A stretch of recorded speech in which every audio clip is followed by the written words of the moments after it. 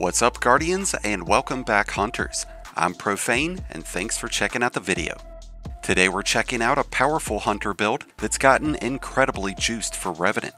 This new build will tear through opponents at any level of difficulty, providing you with top-tier survivability, top-tier crowd control, and top-tier damage output. So if you're looking for a powerful build to take on endgame content in this new episode, then look no further than this new Prismatic build, featuring the Mask of Bakris, or Mask of Bakris? I think it's Bakris, but somebody correct me if I'm wrong. With the heavy focus that this new episode has towards stasis abilities, this exotic helmet is able to really excel, more so than it's ever done in the past. The Mask of Bakris comes with a light shift intrinsic trait, which replaces your standard class ability with a unique movement called shift. Instead of dodging, you'll quickly dash across the field, and while this dash is being performed, you'll be immune to most any incoming damage. Once the dash is over, you'll gain a ×4 weapon surge, granting any stasis or arc weapon with a 25% increase in damage, which is going to last for 11 seconds. That's 11 seconds of a major damage bonus, which is going to let you chew through high-ranking enemies like they're butter. And because of several key artifact mods and prismatic fragments, we'll be able to increase our damage output with this exotic even further. This damage bonus is also extended to the Lord of Wolves, an exotic solar shotgun. We're not expecting to use that with this build, but it is nice to have that as an option, especially since shotguns are able to pierce barrier champion shields during this new episode. The only downside to running the Mask of Bakris is that after you've performed the shift, you won't be able to regain any additional class ability energy until the weapon surge bonus has gone away. It's designed this way to prevent us from abusing this benefit, but even with an 11-second cooldown on our class ability, we'll be able to trigger this bonus over and over again, giving us a ton of extra damage to crush our enemies. So let's go ahead and take a look at how we've optimized our Prismatic subclass to facilitate the use of the Mask of Bakris. Since this exotic provides a benefit to arc and stasis weapons, we do intend on using a mixture of both in our loadouts. And we intend on using a mixture of both energies within our class tree, and that's going to synergize extremely well with several of the new artifact mods, which we'll talk about here soon. It is a requirement for us to use a stasis super, so we do have Silence and Squall equipped, which is a great super to use for crowd control purposes, as it keeps everything within the storm slowed and frozen. When it comes to our choice in aspects, we are using the combination of Winter Shroud with Threaded Spectre.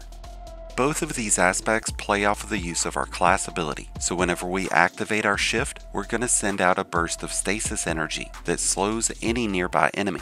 And at the same time, we'll create a strained replicant of ourselves that's going to act as a decoy. The decoy will stay up for 12 seconds unless it is destroyed.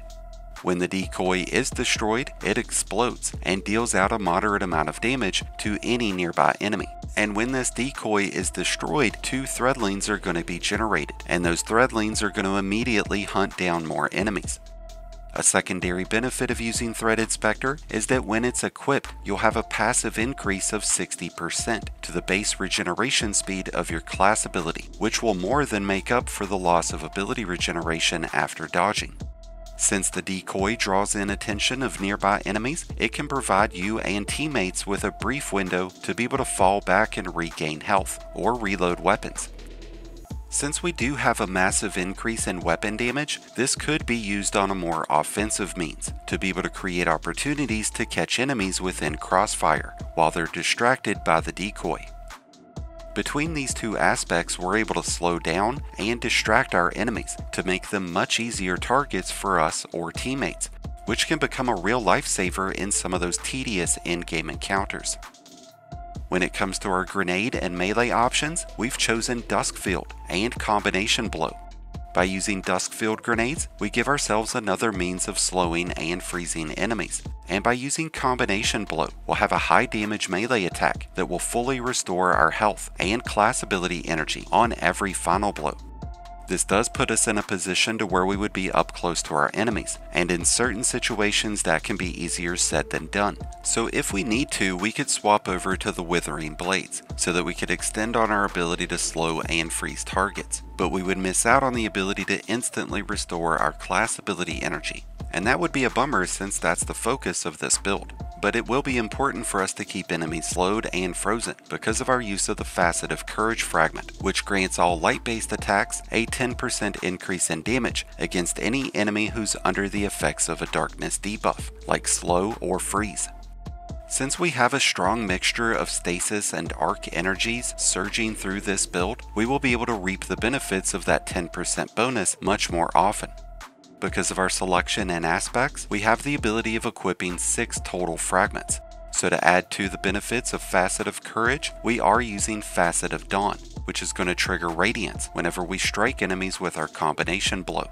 This will give our weapons the ability to pierce barrier shields, along with an additional 25% bonus in damage. So whenever we're able to trigger both damage bonuses, we're really going to be able to light up those enemies. We've added on Facet of Purpose and Facet of Protection to give ourselves a significant increase in survivability. Facet of Protection will give us a 15% increase in damage resistance whenever we are surrounded by enemies, and when we go into our Transcendent state, that gets increased to 32%. And with Facet of Purpose, we'll gain Frost Armor whenever we collect an Orb of Power. This provides 1 stack of armor off of each orb, and each stack of frost armor provides 4.5% bonus damage resistance. That's not a lot, but it does build up, and it does help reduce incoming damage. And by stacking this up to 8 times, we could have a 36% bonus in damage resistance. By using the Facet of Hope, we'll give our class ability an additional 60% bonus to its regeneration rate whenever we have an elemental buff active, which is really going to increase the uptime of our shift. Outside of having Radiance and Frost Armor active, at different times we're going to have Devour, so we should be able to maintain this bonus in class ability energy to be able to help us have our shift available much more often. To improve our ability uptime even further, we are using Facet of Awakening, which is going to create elemental pickups, and because of how we have this build set up, we'll be creating Stasis Shards, which provides melee energy, and Ionic Traces, which provides energy to all 3 abilities. And that's going to let us spam our abilities much more often, which will make us much more efficient at crowd control. When we factor in some of the new artifact mods that we're using, we're going to give ourselves a ton of bonus ability energy, improved survivability, and bonus damage. We've got Served Cold, which will grant us class ability energy on top of melee energy whenever we pick up Stasis Shards, helping us recharge our combination blow and our special dodge. We'll get improved ability regeneration from using Trace Evidence, as this will create an Ionic Trace whenever rapidly defeating jolted or blinded enemies.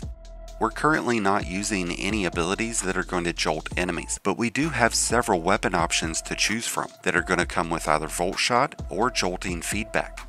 The Indebted Kindness would be a great option, but there's also weapons like the Prosecutor Auto Rifle, the Vantage Point Pulse Rifle, the Centrifuge Exotic Auto Rifle, or even the Thunderlord Heavy Machine Gun. We're also using Retinal Burn, which is going to play right into our use of arc weapons, as this will trigger a blinding explosion on consecutive precision hits from any arc weapon. This does consume armor charges to create this blinding effect, but we'll be able to create plenty of orbs by using Helmet Siphon mods, the Reaper class item mod, and a Heavy-Handed Gloves mod. By adding a Stasis or Arc grenade launcher into our loadout, we can take advantage of Concussive Reload, which is going to weaken enemies, providing us with a 15% bonus in damage, which will stack on top of the other damage bonuses that we're already receiving. There's quite a few solid choices when it comes to grenade launchers. The Wither Horde would be a great option, but to cash in on the bonus damage, I would recommend using grenade launchers like the Liturgy, the Lost Signal, the Forbearance, or that new exotic grenade launcher, the Alithanum. And since we are using the Power from Pain artifact mod, whenever we defeat those weakened enemies, we'll trigger Devour, which is going to give us increased health regeneration and increased grenade energy whenever defeating enemies while it's active, giving us a great deal of bonus survivability that we'll be able to add on to the Frost Armor and all of the other sources of damage resistance that we've already got going. The last two artifact mods that we're using have a lot of synergy with each other, as Hail the Storm will cause the shattering effects of stasis crystals and frozen enemies to deal more damage. It also causes shattering crystals to spread shards of ice that slow down nearby enemies. And by using the Conductive Cosmic Energy mod, whenever we target a frozen or slowed enemy with any of our arc weapons or arc abilities, or weapons with a Dark Ether origin trait, we'll be able to deal bonus damage. There's one other artifact mod that we could equip, but only if we're using a precision-based stasis weapon, like the Wicked Implement. By using the Wind Chill mod, landing consecutive precision hits with a stasis weapon will build up stacks of frost armor, which could really give us a nice boost in damage resistance. But we would only want to use that if we are using a stasis weapon that can deal precision damage. Now that we've addressed the class tree options, weapons, and artifact mods that we're using with this build, let's wrap things up by addressing our armor and character stats. Resilience is of course going to be an important character stat to focus towards, as having 100 resilience will reduce incoming damage by 30%. Beyond that, we would want to focus towards our strength and mobility, but between the two, I would favor mobility, so that way we could have the shortest possible cooldown time on our class ability. When it comes to our armor mods, there's no need in running weapon surges, since Mask of Bakris will already provide a surge, which will leave us open to use mods that will generate bonus ability energy, like Impact Induction, Dynamo, and Outreach.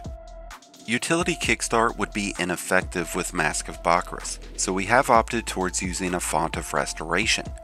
This way, whenever armor charges are active, we'll gain a 30-point increase in our recovery, helping our health regenerate faster whenever we're not taking damage.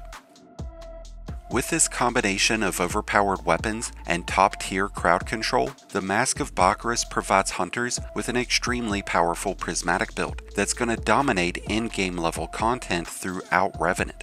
So if you haven't tried this amazing exotic on the Prismatic subclass, then it's about damn time you do so, because this build is just too good to ignore.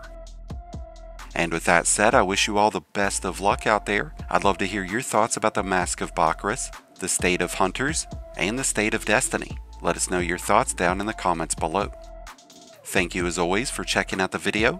If you enjoyed and found it helpful, then be sure to hit that like button below, along with the subscribe button if you're new. Both are greatly appreciated, and both really do help support the channel. If you're a new Light Guardian, just starting your journey, or a battle-hardened veteran, just looking for a new place to call home, then be sure to check out the Discord link that's down in the description, and join one of the greatest communities in all of Destiny. If you need to make a copy of today's build, you can easily do so by using the Mobalytics link that's down in the description, where you'll be able to find this and a ton of other great endgame builds. But until next time, Guardians, this has been Profane, wishing you all some happy hunting.